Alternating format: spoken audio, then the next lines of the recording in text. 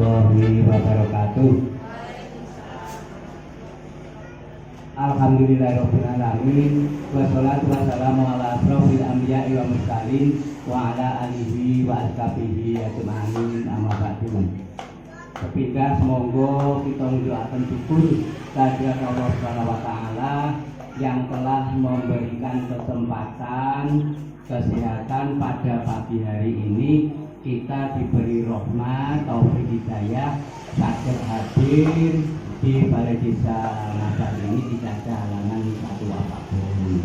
Sholawat dan salam kita limpahkan ke junjungan kita Nabi besar Muhammad Sallallahu Alaihi Wasallam. Bapak pendamping yang kami hormati, utusan dari Kecamatan Kesehatan yang kami hormati, Pak yang kami hormati, kemudian yang dari kesehatan juga yang kami hormati, dan ibu-ibu yang berbahagia. Kami akan menyampaikan sedikit khususnya yang kami peroleh bahwa kita ngabar ini ya bukan berarti sebetulnya kita harus bersama-sama mengatasi yang stuntingnya itu paling tinggi, tapi tidak apa-apa ibu. Dengarkan di sini pembinaan dari saya. Waktu saya itu dari ibu hamil, jadi mulai hamil itu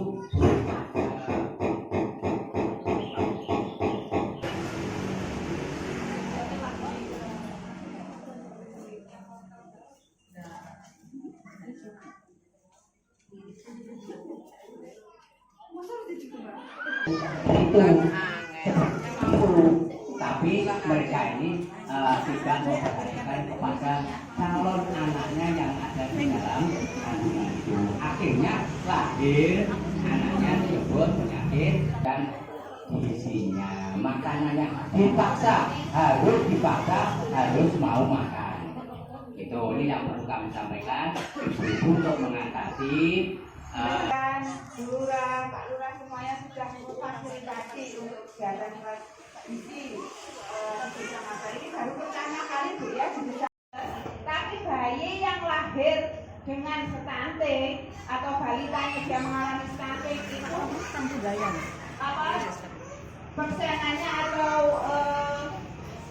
kemungkinannya itu akan besar dia akan terkena penyakit-penyakit seperti itu, hipertensi, diabetes, penyakit yang hubungannya dengan makanan, ya. Nah, tadi Pak Lurah juga sudah bilang, stunting itu bisa dicegah waktu usia waktu ibunya hamil, Bu ya. Tapi lebih dari itu sebenarnya Ibu. Jadi mencegah stunting itu sebenarnya mulai dari remaja. Makanya sekarang semua remaja putri itu semuanya wajib satu minggu satu kali. Di sini ada yang punya adik atau mungkin saudara yang masih usia SMP SMA, ada? Nah, kalau ada itu di sekolah itu sudah dikasih tablet tambah darah 1 minggu 1 kali sebenarnya. Nah, tapi kan pengawasannya itu sebenarnya membutuhkan kerjasama juga dengan keluarganya. Keluarganya juga harus ikut memantau. Soalnya banyak sekali dijumpai ternyata remaja putri habis dikasih ya dikasih, dibawa pulang alasannya nggak bawa bekal Bu, nggak bawa minum, nanti saya minumnya di rumah lah. Ternyata di rumah lupa, pastinya berbulan, akhirnya ya berbulan. Itu Bu ya, jadi nanti mohon yang punya adik atau punya saudara masih SMP SMA diingatkan untuk minum tablet tambah darah 1 minggu 1. Kalau dicegah itu 1 minggu 1. Nah, terus nanti kalau ada manten anyar di sini manten mau menikah ya, mau merencanakan kehamilan. Namanya orang menikah itu pasti pengennya hamil. Sebelum merencanakan kehamilan, jadi 3 bulan minimal 3 bulan yang bagusnya sebulan 1 tahun sebelum hamil. Tapi minimal 3 bulan sebelum merencanakan kehamilan. Nanti kan kita nggak tahu hamilnya kapan. Pokoknya yang 3 bulan sebelum pengen hamil, 3 bulan sebelum menikah, atau 3 bulan sebelum copot KB kayak gitu. Pokoknya 3 bulan sebelum merencanakan kehamilan, rutinlah minum tablet tambah darah 1 minggu sekali. Cuma 1 minggu sekali loh Bu. Tapi ya memang itu susah sih. Kalau awal-awalnya memang kalau apa habis sekali, kalau kadang tuh susah banget minum obat itu. Orang yang sakit aja kadang suruh minum obat susah, apalagi merasa dirinya sehat, apalagi susah lagi. Kenapa toh kok harus minum sebelum merencanakan kehamilan? Soalnya gini, kan kita itu kalau hamil kan pasti nggak tahu Bu ya. Aku ya tahu kalau aku harus hamil ya, ya merencanakan. Ini bukan yang tabu Bu ya. Aku harus kumpul karo bojoku. Ala wis kamu iki paling wis ganti kita ngombe saiki kan kita nggak tahu atau aku wis ini wis ngombe kabeh atau wis ora tanggale paling yo ora ganti kayak gitu kan kita nggak mungkin bisa tahu, nggak bisa prediksi. Lah tahu-tahu kita itu hamil. Kalau pasti anak pertama atau kita mungkin merencanakan itu pasti kita ngerti ya, oh selatnya tak tes, oh positif. Tapi kalau nggak merencanakan kehamilan atau istilahnya nggak sampai bisa kebobolan Bu ya. Tahu-tahu sudah 6 bulan, 7 bulan kita baru tahu kalau kita hamil. Padahal Ibu, yang namanya bayi atau janin itu di 3 bulan pertama kehidupan, jadi mulai awal konsepsi terbentuknya apa itu bayi embrio janin itu dia itu di saat paling butuh yang namanya tablet tambah darah itu. Kalau kurang itu adanya di kelainan bawaan yang paling suka adalah kelainan bawaan yang hubungannya sama kepala. Ya kayak hidrosefalus, hidrosumbe, terus yang nggak punya tempurung kepala. Pokoknya hubungannya kayak kelainan-kelainan yang ada yang di kepala itu bulat. Ya karena memang dia kekurangan dari mulai awal hamil. HB-nya itu loh, HB-nya sudah rendah mulai dari awal hamil. Itu biasanya seperti itu. Ditakutkan itu seperti itu. Makanya disuruh minum tablet tambah darah sebelum hamil. Nanti kalau saya minum tablet tambah darah sebelum hamil, terus kebanyakan gimana? Jangan takut. Yang namanya tubuh itu sudah bisa menyesuaikan diri. Ya kalau kebanyakan itu otomatis akan dikeluarkan lewat urin sama feses. Yang sudah rutin minum tablet tambah darah biasanya BAB-nya warnanya hitam. Kalau memang kelebihan, tapi kalau enggak ya udah aja. Kalau mungkin biasa, BAB-nya seperti biasa ya. Jadi jangan takut kalau kebanyakan. Tablet tambah darah juga tidak akan menyebabkan tensinya naik. Jadi kalau memang dasarnya tensinya normal ya normal aja. Kecuali kalau tensinya dasarnya tinggi, masih enggak minum tablet tambah darah ya tinggi. Jadi bukan jangan menyalahkan tablet tambah darah Bu ya. Itu ya, pentingnya minum tablet tambah darah di usia sebelum hamil. Kalau sudah terlanjur hamil, ya harus mboten napa-napa wis minumnya 1 hari 1 sampai nanti melahirkan.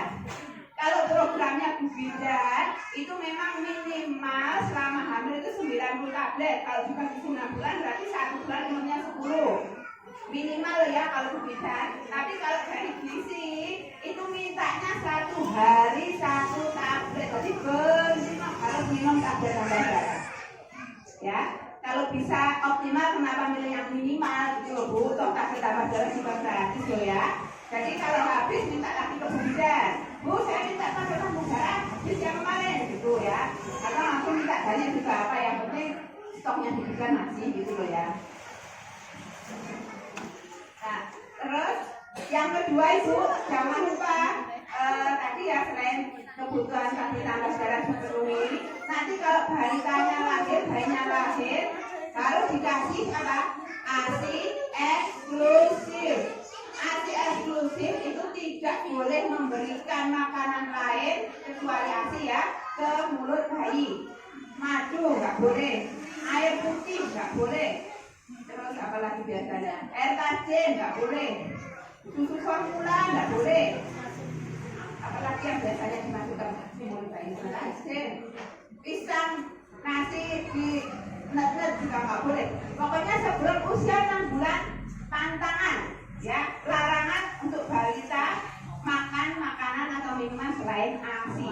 Jadi kalau misalkan panas ya, habis imunisasi kan panas, dikasih paracetamol sama Bidan. Kalau sirup obat itu maksudnya bukan makanan ya. Kalau obatnya itu boleh, soalnya kan itu bukan makanan, jadi nggak apa-apa. Pokoknya kalau makanannya itu nggak boleh. Nah, kalau habis ngasih paracetamol kan pahit.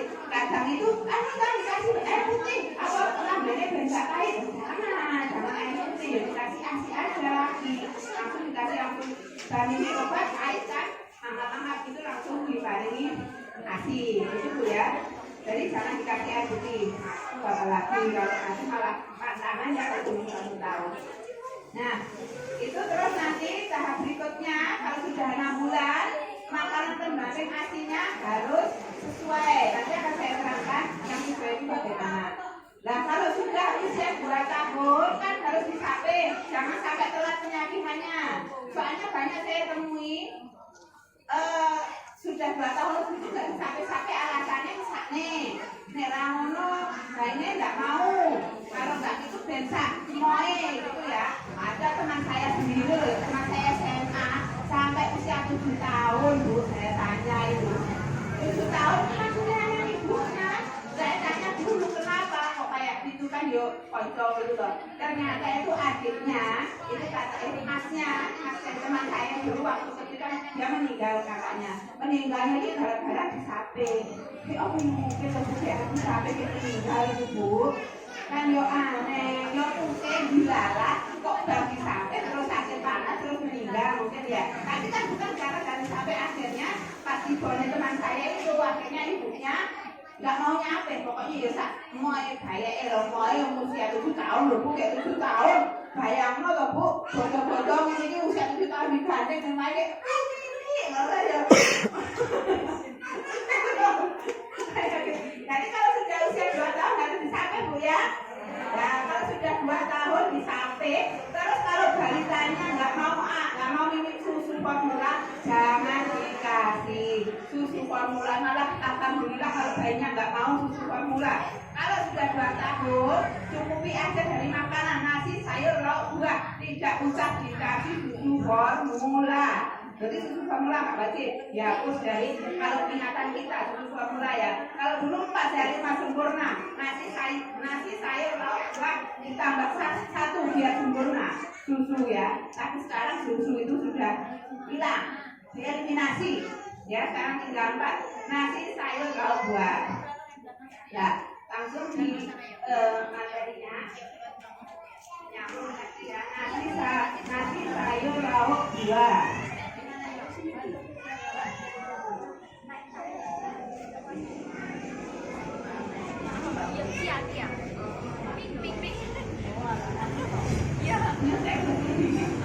Mana? Ayo kemana? Mana? Isung aku tuh. Kalau dulu Mbak Jari sempurna, kalau sekarang namanya adalah isi piringku. Ya, isi piringku bisa diubah dengan isi piringku.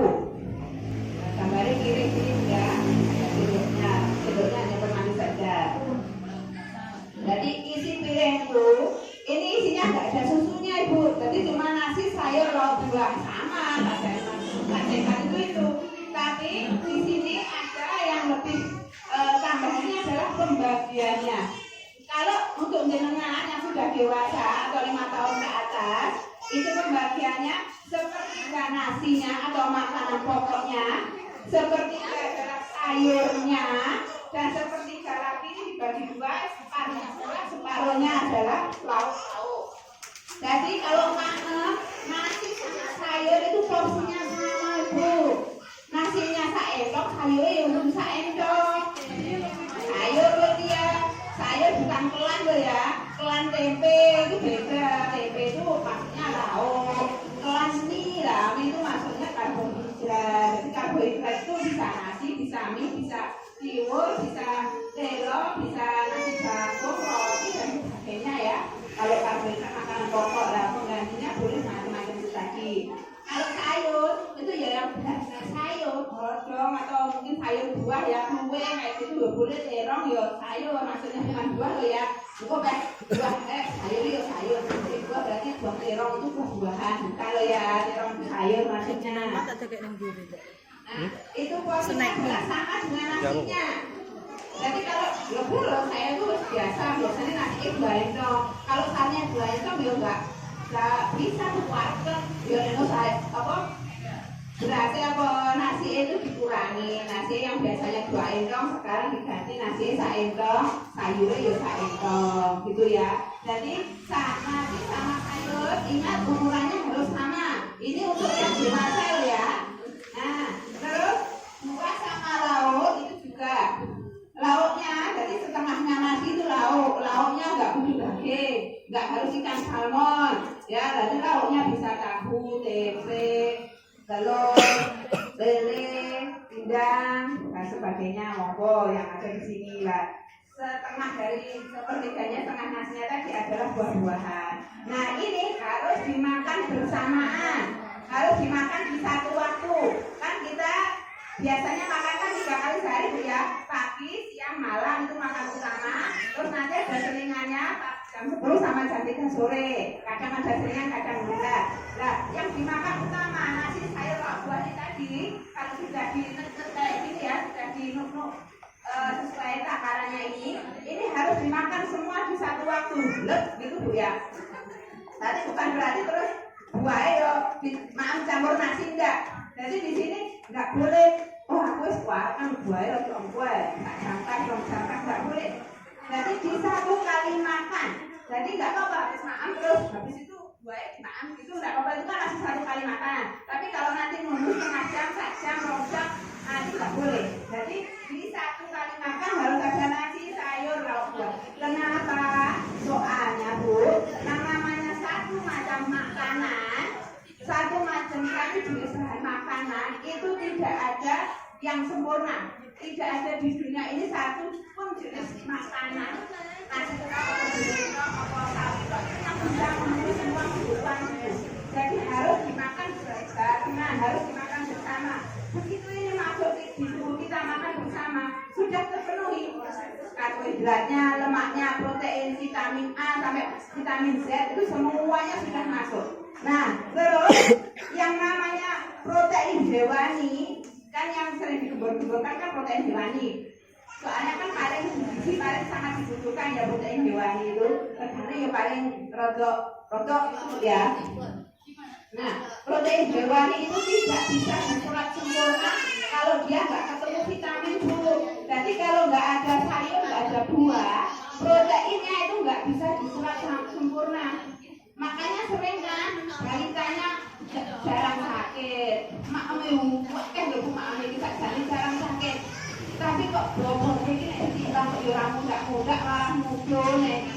Saya ditanya, ya mami apa lu? Nasi sama telur sama kecap semua sekali. Sayur sama buahnya nggak dikasih. Itu sama aja loh Bu. Jadi proteinnya itu nggak akan terserap. Padahal yang membentuk berat badan, yang membentuk pertumbuhan biar tambah besar itu adalah protein kalau untuk balita. Ya, jadi kalau berulang ada nasi, ada lauk, ya harus ada sayur sama buahnya diminum atau dimakan sekali waktu. Ya, dengan takaran seperti itu. Nah, nanti kalau misalkan pengen makan buah neh, pengen makan sayur neh, camilan jam 10, jam 3 sore, ya monggo dikasihkan beberapa. Tapi yang di 3 kali waktu makan itu harus ada semua. Ya, untuk bilang balitanya seperti itu. Kalau balita itu ada sedikit perbedaan di porsi ininya Bu. Makanan pokoknya sepertiga ya sama. Lauknya itu sepertiga. Jadi kalau untuk balita, bayi dan balita kalau usianya ini bawah 1 tahun juga, antara nasi sama lauk itu porsinya sama. Jadi kalau nasi telung sendok, yo tempe atau tahu atau telur ya telung sendok. Ya, baru sayur sama buahnya itu sepertiganya. Sepertiga itu dibagi 2, bagi sayur sama buah. Kalau memang nggak suka sayur itu buat nopo-nopo diganti buah, tapi kalau bisa ya harus dicobakan sayuran. Soalnya kalau untuk balita sayur sama buah itu sebetulnya sepertiga dia, jadi nggak harus buah, nggak harus sayur itu nggak, penting sayur atau buah sepertiga. Ya, sepertiganya adalah lauk, sepertiganya adalah nasi. Kalau untuk balita, ya. Sampai sini paham Bu ya untuk pembagian makanannya ya. Nah, terus kalau di sini ada yang masih belum diulang balitanya. masih bawah 6 bulan maksudnya. Ya? Tapi nggak apa-apa, dari mana ya di sini ya. Nah, nanti Bu, kalau masih ada ASI atau makanan pendamping ASI itu jangan langsung dikasih nasi atau buah pisang kerok gitu, jangan Bu ya. Ini yang paling sering terjadi itu biasanya ya, biasanya ada ya, ini aku ngomongnya kelek-kelek baik yang itu. Biasanya kalau masih tinggal sama ibu atau mertua atau mbak yang baik-baik ya, itu biasanya yang menggagalkan ASI eksklusif ibu.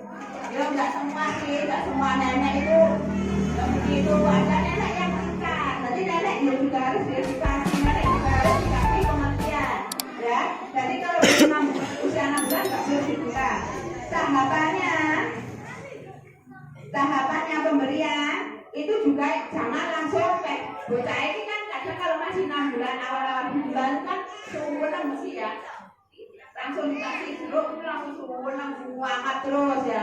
Nah kalau hangat terus itu jangan langsung dirumpukkan terus ya, harus ada aturannya.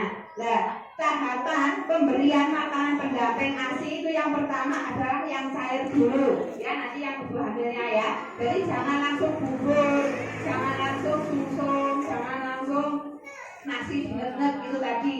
Jadi yang pertama adalah cair dulu. Cair itu apa?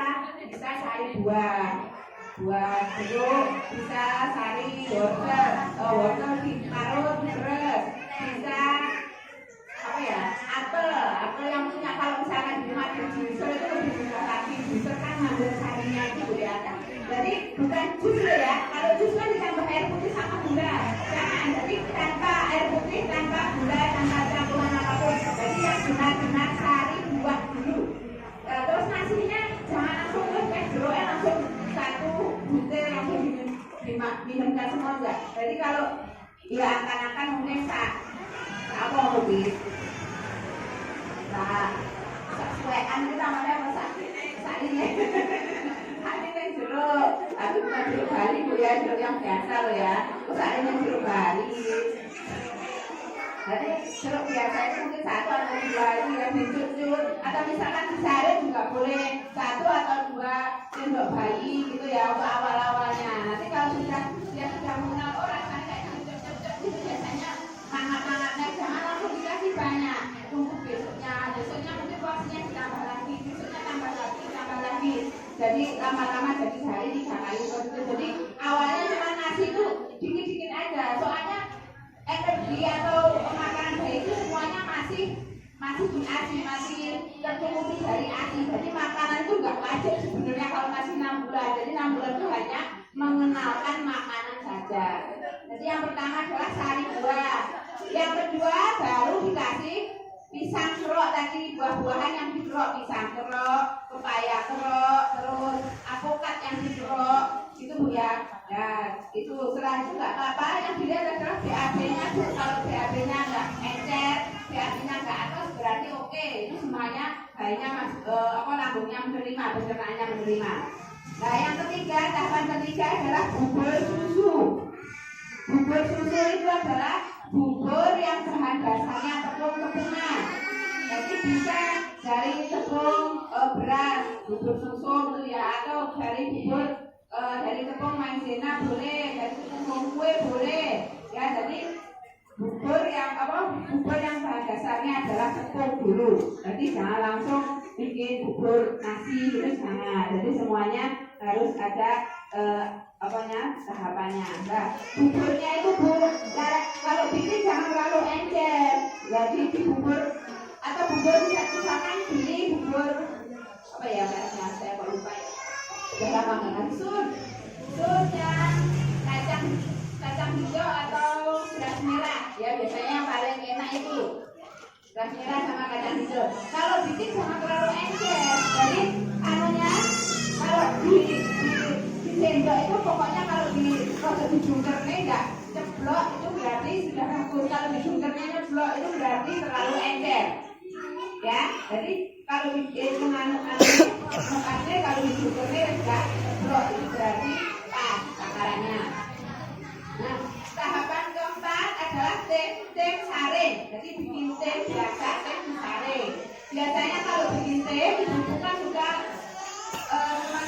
saya sehari ya, bukan itu saya sendiri seperti itu malah dari saya. Kalau bikin nggak mungkin, kayaknya kalau bikin tempe sehari 3 kali dengan menu yang berbeda itu kayaknya kok mustahil gitu Bu ya. Sekali kalau beli kan sekarang juga banyak yang jual di pinggir jalan itu bubur apa gitu ya. Nah itu kalau jenengan bikin sendiri itu langsung dibikin sehari sekali aja nggak apa-apa pagi. Cuma setelah bikin itu jenengan rokok di tempat sendiri. Jadi jangan nanti kalau ngambil langsung mandi, besok siangnya ngambil di pagi sama nanti biasanya cepat basi. Jadi dinumpuk sendiri. Jadi setelah matang langsung dibagi 3 porsi. Ini untuk pagi, siang, sama sore. Gitu ya. Nah tapi sebelum nasi itu temnya ini adalah disaring dulu. Pakai cairan stainless itu loh Bu. Dirok-rok dan diambil yang bawahnya. Nah, cara bikinnya sudah yang praktis sudah bisa Bu ya. Di sini semuanya punya lemari es Bu di rumah. Rata-rata semua punya ya, rata-rata semua punya. Jadi kalau beli Bu, beli daging, beli ayam, itu kalau beli cuma sedikit kan ya nggak enak ya sama bisa cuma beli setengah on gitu kan ya nggak enak. Jadi beli mungkin sama keluarga atau mungkin cuma bayi aja beli 1/4 kilo lah paling enggak. Nah itu nanti dengan rebus di rumah, dipotong kecil-kecil, kaldunya disimpan di plastik ya kecil-kecil gitu Bu ya. Dagingnya dipotong kecil-kecil, angkat-angkat sekali, masak untuk sehari. Terus sayurnya juga gitu, dipotongi dibersihkan tapi nggak usah dikupas kalau sayur ya. Terus tahu tempe juga dulu. Dan nanti besoknya kan sudah empuk dagingnya. Jadi besoknya pas bikin itu nggak lama-lama, nasinya sudah matang nasi. Terus sayurnya potong kalau nasinya tadi sayur. Nah lauknya juga sama dengan ukurannya ya sama nasinya ya tempe, tahu monggo, kacang monggo. Daging ayam monggo. Nah, jangan anggakan kalau tempe itu mahal Bu ya. Jangan kalau terpaku lihat di pinggir jalan yang ada iklannya itu yang ada menu hari ini ikan salmon, terus daging ayam. Nah, kayak gitu ya pasti mahal kalau nuruti kayak gitu Bu ya. Ikan salmonnya saat ini kalau di PCC ya suri. Daging aja kalau kualitas ekspor ya. Nah, ada begitu. Jadi yang ada di kita aja lele itu juga bagus Bu ya.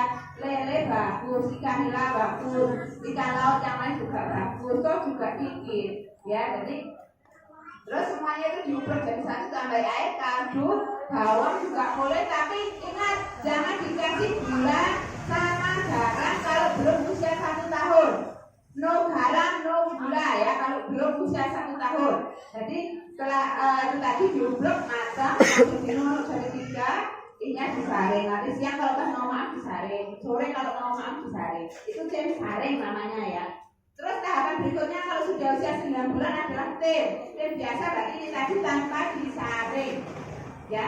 Terus kalau bikin tim ya kalau bisa gonta ganti juga lauknya ya. Jadi mungkin hari ini daging sama tahu, besoknya ayam sama tempe, besoknya lagi mungkin sama ikan tuna. Monggo lah terserah dengan apa yang penting gonta ganti, sayurnya juga gonta ganti setiap hari, buahnya juga itu diusahakan ya. Jadi kalau bayi itu sudah terbiasa masak makanan itu insya Allah nanti kedepannya nggak pilih makanan. Dan di usia 9 bulan jenengan sudah boleh memperkenalkan apa makanan yang dipegang tuh Bu. Kayak Nikita Willy itu Bu, putranya Bu, sering lihat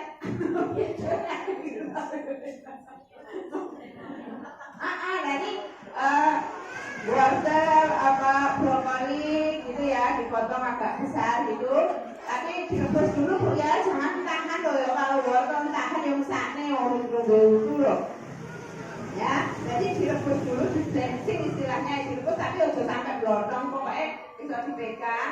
Nah itu boleh dilatih ya biar bisa makan gitu, didudukkan ya. Tapi ingat kalau makan seperti itu tidak boleh sambil tidur ya. Jadi harus benar-benar diperhatikan, harus duduk posisi bayinya. Kadang soalnya kalau makan untuk kemudian kita masih gitu. Tapi kalau pas posisinya duduk itu masih